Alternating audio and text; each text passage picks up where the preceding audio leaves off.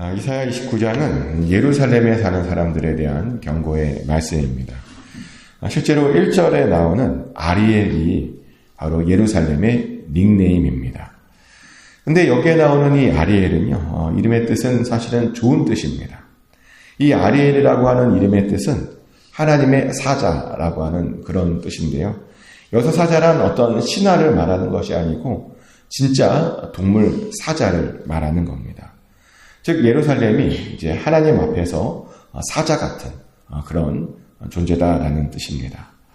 근데 이 사자는요, 아주 특별한 동물이죠. 하나님의 모습을 나타내는 동물 중에 하나가 바로 사자입니다.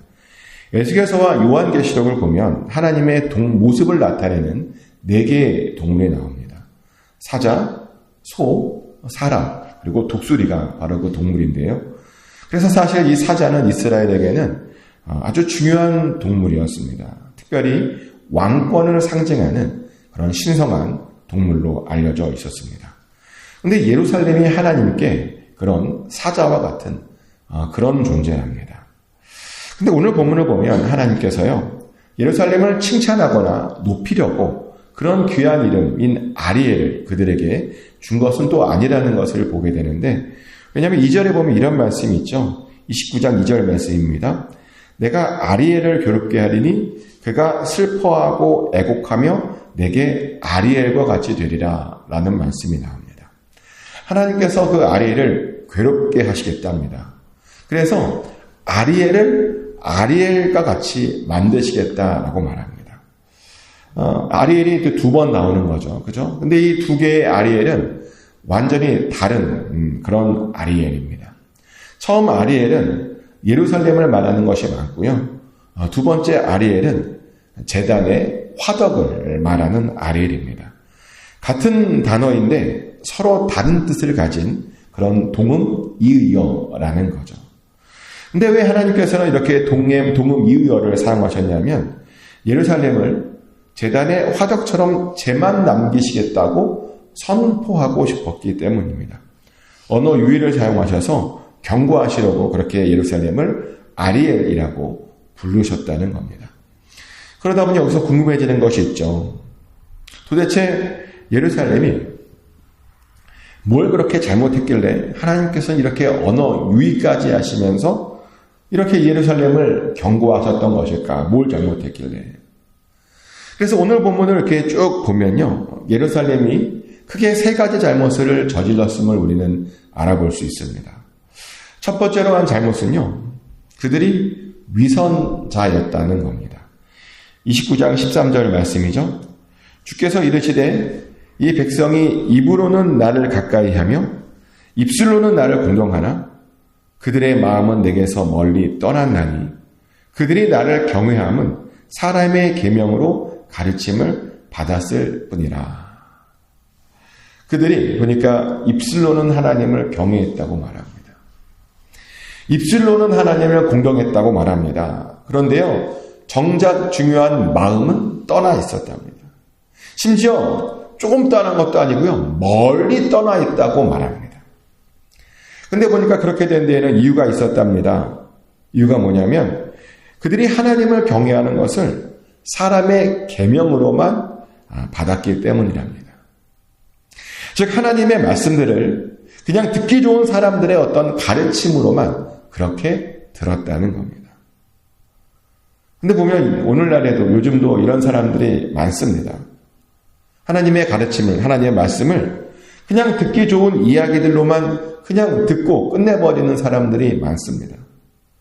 그냥 하나님의 말씀을 좋은 교훈 정도로만, 그런 정도로만 듣고 끝내는 사람들이 많습니다. 근데 그것은 아주 잘못된 태도입니다.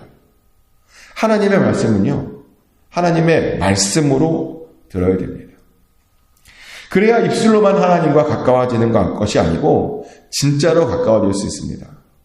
그래야 입술로만 하나님을 공경하는 것이 아니라 진짜로 하나님을 공경할 수 있습니다. 자, 그러면 어떻게 해야 하나님의 말씀을 우리가 하나님의 말씀으로 우리가 들을 수 있는 것일까요? 어떻게 하면 될까요? 제가 발견한 건데요. 저는 보니까 기대하면, 그 말씀을 하나님의 말씀으로 기대하면 그렇게 들리더라고요. 오늘 선포되어지는 그 말씀을 하나님께서 나에게 직접 하시는 말씀이라고 믿고 오늘 나에게 어떤 말씀을 하려고 하시는가 기대하고 들으면 하나님의 말씀으로 들리더라고요. 그러면 그때부터요, 그 말씀들이 살아 움직입니다.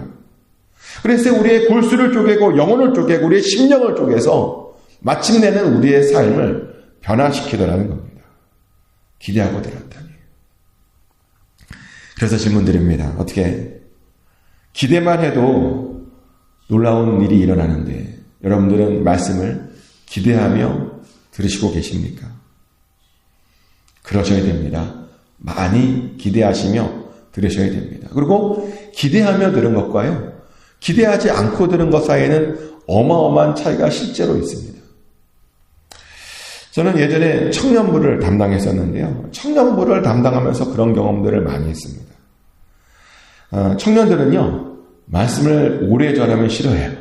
짧아야 돼요. 1시간 넘어가면 난리가 납니다.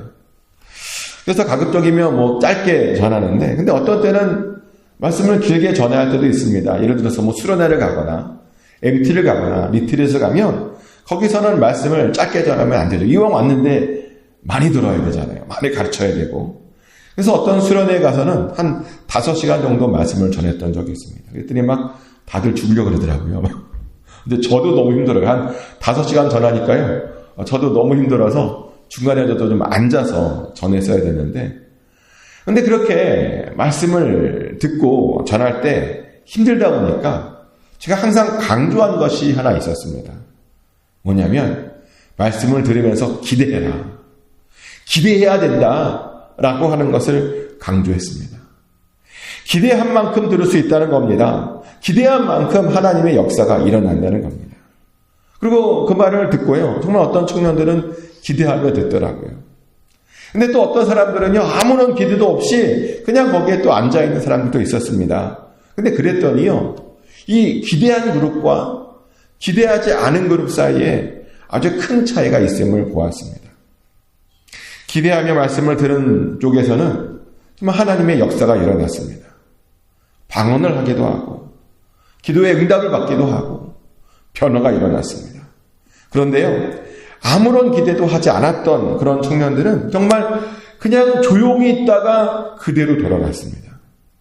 옆에서는 난리가 나는데 아무것도 경험하지 못하고 그냥 조용히 있다가 조용히 돌아갔다는 겁니다. 그래서 그것을 보고요, 기대가 얼마나 중요한지를 알게 되었습니다. 항상 우리가 말씀을 들을 때는 기대해야 된다는 것을 알게 되었다는 겁니다. 그래서 저는요, 요즘도 주일 예배 때마다 기대를 강조합니다. 주일 예배가 시작되면 예배를 시작하는 기도를 드리잖아요. 그럼 그때마다 항상 하나님을 기대한다고 고백하죠. 그러면 모든 사람들도 동일하게 저처럼 그렇게 기대하기를 그렇게 소망하며 예배를 시작합니다. 왜냐하면 기대해야 들리는 거거든요. 기대하지 않으면 아무것도 들리지 않습니다. 기대해야 그 모든 예배가 사람의 행동이 아니라 하나님께 올려드리는 그런 특별한 행동으로 우리가 드려지게 되는 것이고 하나님의 음성으로 들리게 된다는 겁니다. 그러니 기대하십시오. 그냥 습관처럼 듣지 마시고 기대하시며 들으셔야 됩니다. 여러분들에게 직접 하시는 그 하나님의 말씀으로 기대하시고 들으셔야 됩니다. 근데 예루살렘은 그렇게 하지 못했대요. 그래서 그렇게 혼이 나야 했던 겁니다. 또 두 번째로 예루살렘이 잘못한 것은 뭐냐면 하나님에 대해 무지했다는 겁니다. 그러다 보니 감히 자신들의 생각과 계획들을 하나님 앞에서 숨길 수 있다라고 하는 그런 생각을 했다는 겁니다. 29장 15절 말씀이죠. 자기의 계획을 여호와께 깊이 숨기려 하는 자들은 화 있을진저 그들의 일을 어두운 데에서 행하며 이르기를 누가 우리를 보랴 누가 우리를 알랴 하니. 그들이 자신들의 그 악한 계획을 하나님 앞에서 깊이 숨기려 했다고 말합니다. 그런데 하나님께서 말씀하시기를 그런 자들에게는 화가 있을 것이랍니다. 하나님께서는 다 보고 계신답니다. 하나님께서는 다 알고 계신답니다.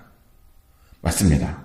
우리 하나님께서는요, 다 보고 계시고 우리 하나님께서는 다 알고 계십니다. 그래서 우리는 항상 하나님께서 우리를 다 보고 계시고 다 알고 계신다라고 하는 사실을 절대로 잊지 말아야 됩니다. 하나님 앞에서 아무것도 숨길 수 없다는 사실을 우리가 반드시 알고 있어야 됩니다. 근데 보면요, 하나님께만 숨길 수 있는 건 아닌 것 같아요. 보니까 사람들에게도 숨길 수 없는 것들이 있더라고요. 우리는 흔히 하나님께서만 알고 있을 거라고 생각하는데 아니더라고요. 하나님께서 아시면 보면 사람들도 웬만하면 다 알게 되는 것 같습니다. 물론 어떤 것들은요, 정말 오롯이 하나님께서만 알고 있는 것도 있어요. 예를 들어서 우리가 숨기고 싶어하는 것들은 하나님께서 우리를 사랑해 주셔서 끝까지 그 비밀을 지키시는 것도 있는데요. 근데 그렇게 우리가 특별하게 숨기고 싶은 것들 말고 대부분의 것들은 하나님께서도 알고 하나님께서 다른 사람들에게도 알려주시는 때가 많다는 거죠. 그게 보면 결국 다 알아요. 그러다 보니 이 세상엔 비밀이 없다는 거죠.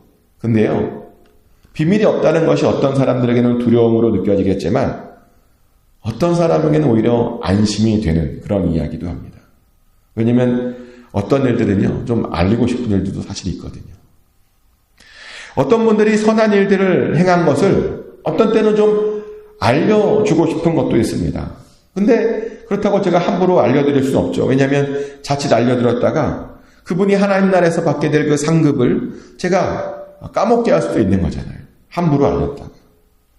그래서 어떤 때는 안 알려지면, 어떤 분의 선행이 안 알려지면 굉장히 좀 안타깝기도 합니다.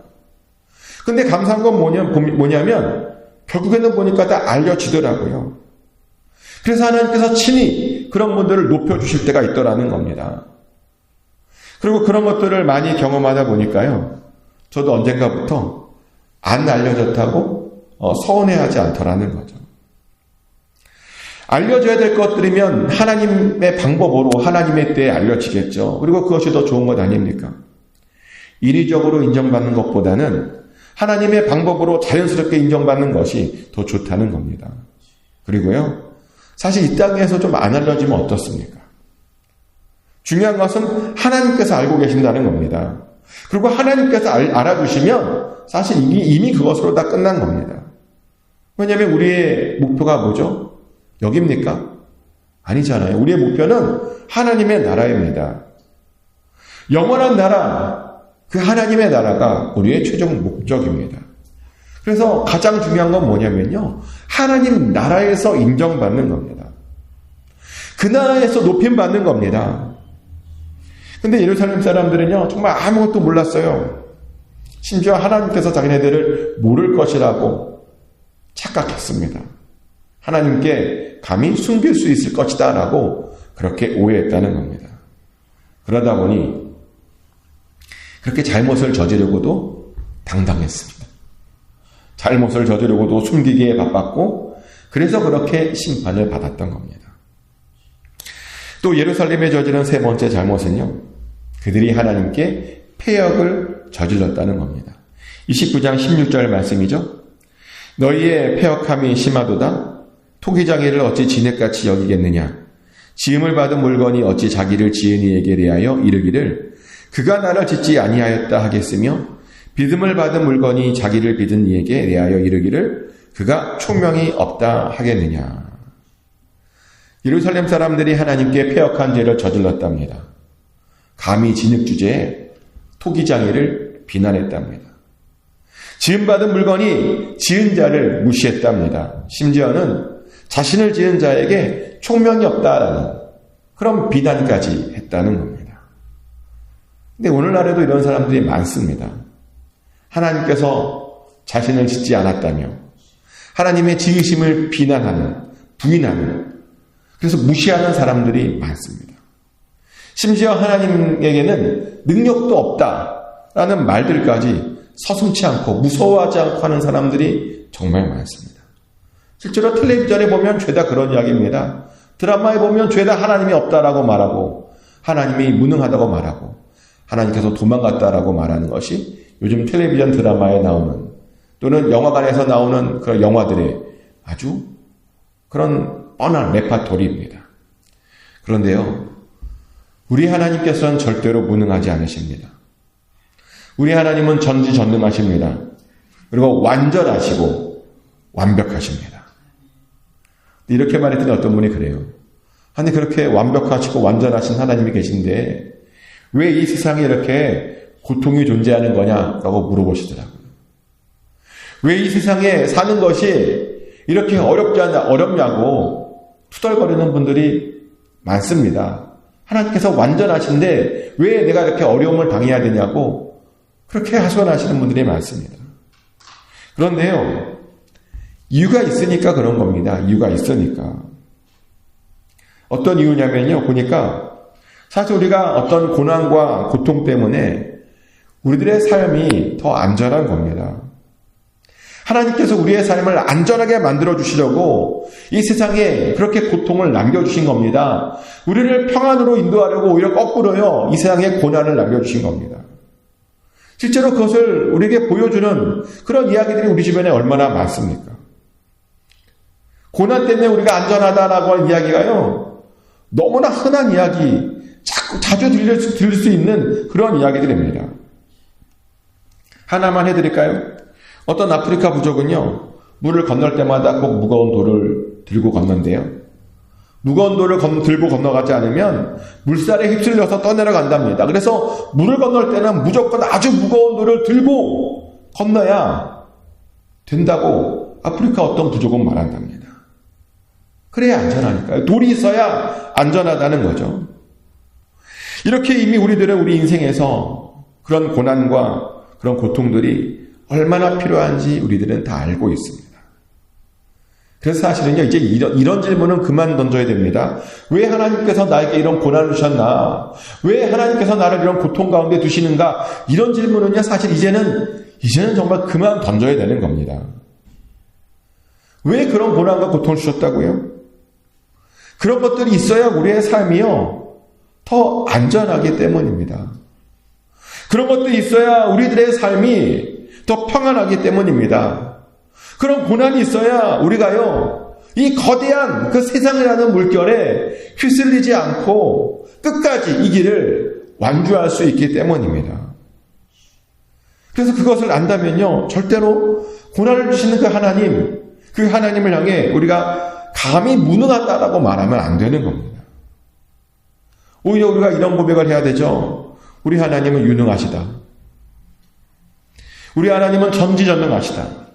그리고 그 고난 때문에 휩쓸리지 않게 되어서 정말 너무너무 감사하다라고 그런 고백을 원래 우리가 해야 되는 겁니다. 그게 믿음이 있는 자의 진짜 고백이라는 거죠.